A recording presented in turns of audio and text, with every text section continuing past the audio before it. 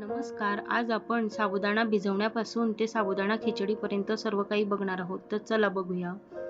इथे मी 1 वाटी साबुदाणा घेतलेला आहे. साबुदाणा भिजत घालायच्या आधी आपल्याला त्याला धुवून घ्यायचं आहे.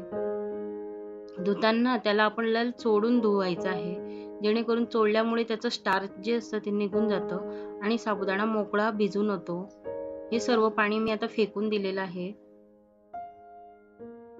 त्यानंतर इथे मी थोडं पाणी नवीन घालत आहे आणि रात्रभर साबुदाणा भिजत घालणार आहे.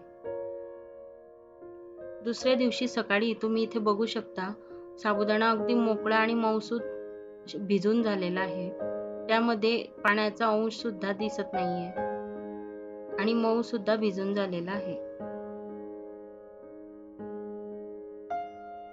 त्यानंतर आपण इथे खिचडी बनवण्यासाठी कढईमध्ये 2 ते 3 चमचे तेल घेतलेलं आहे. तेल तापल्यानंतर आपल्याला इथे 1 चमचा जिरं घालायचं आहे. जिरं छान फुलल्यानंतर आपण त्यामध्ये 2 ते 3 हिरव्या मिरचीचे तुकडे घालणार आहे.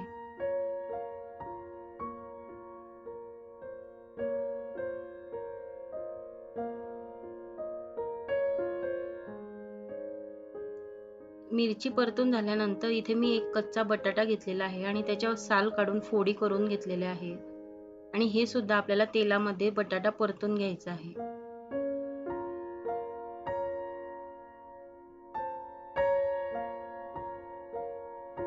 बटाटा लवकर शिजतो, त्यामुळे आपल्याला याला उकडून घ्यायची गरज नाहीये. बटाटा शिजेसाठी मी 5 मिनिटं झाकण ठेवणार आहे. 5 मिनिटांनंतर इथे तुम्ही बघू शकता, बटाटा आपला परतून झालेला आहे.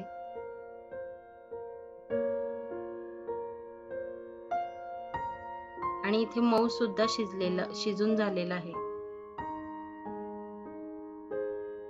त्यानंतर आपण इथे भिजलेला साबुदाणा घालणार आहे. अगदी दाणेदार असा भिजून झालेला आहे आपला साबुदाणा.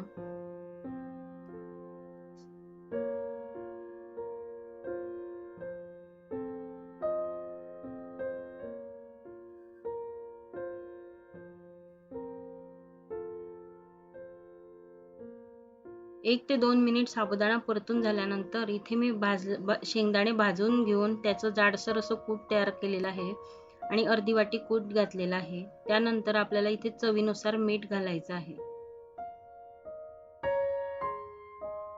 हे सर्व आता आपण 2 ते 3 मिनिट परतून घेणार आहे.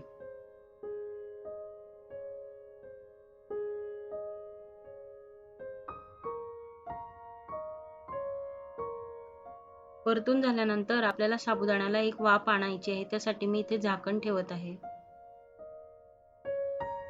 एक 2 ते 3 मिनिट मी झाकण ठेवून साबुदाणा शिजवून घेतलेला आहे. तुम्ही इथे बघू शकता, अगदी वाफेवर मऊसूत दाणेदार असा साबुदाणा आपला शिजून तयार झालेला आहे.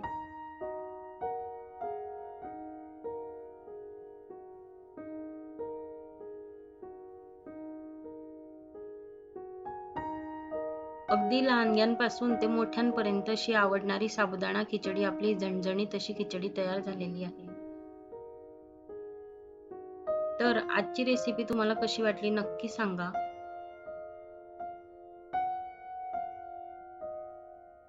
व्हिडिओला लाईक करा, शेअर करा, सबस्क्राईब करा.